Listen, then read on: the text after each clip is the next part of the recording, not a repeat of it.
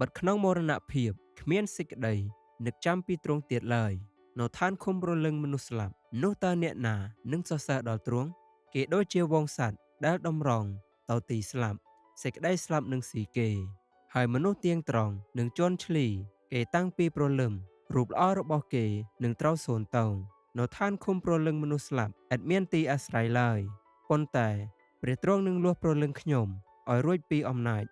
នៃស្ថានឃុំព្រលឹងមនុស្សស្លាប់នោះវិញបាត់ទ្រង់នឹងទទួលខ្ញុំទុកពីព្រោះឋានឃុំព្រលឹងមនុស្សស្លាប់នឹងឈោងដៃរកទ្រង់មិនបានហើយសេចក្តីស្លាប់ក៏នឹងអួតសរសើរទ្រង់មិនបានដែរពួកអ្នកដែលចុះទៅក្នុងរណ្ដៅនឹងសង្ឃឹមដល់សេចក្តីពិតរបស់ទ្រង់មិនបានឡើយឯមនុស្សរស់គឺជាមនុស្សរស់ហើយដែលនឹងសរសើរដល់ទ្រង់ដូចជាទូលបង្គំនៅថ្ងៃនេះដែរឪពុកនឹងបន្ត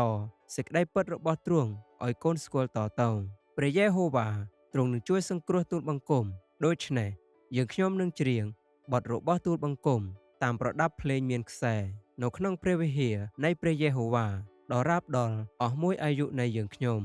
បើដៃអ្នកនាំឲ្យគេរវាចិត្តនោះចូលកាត់វាចូលទៅសួរឲ្យអ្នកចូលទៅក្នុងជីវិតកំបុតដៃវិញជាជើងមានដៃទាំងពីរហើយធ្លាក់ទៅក្នុងនរកនៅក្នុងភ្លើងដែលពន្លត់មិនបានជាកន្លែងដែលមានអង្កូវមិនដែលស្លាប់ហើយភ្លើងមិនដែលរលត់ឡើយបើជើងអ្នកនាំឲ្យគេរវាចិត្តនោះចូលកាត់វាចូលទៅសួរឲ្យអ្នកចូលទៅក្នុងជីវិតកំបុតជើងវិញជាជើងមានជើងទាំងពីរហើយត្រូវបោះចោលទៅនរកនៅក្នុងភ្លើងដែលពន្លត់មិនបានជាកន្លែងដែលមានអង្កូវមិនដែលស្លាប់ហើយភ្លើងមិនដែលរលត់ឡើយហើយបើភ្នែកអ្នកនាំឲ្យគេរវាចិត្តនោះចូលខ្វេះចូលទៅ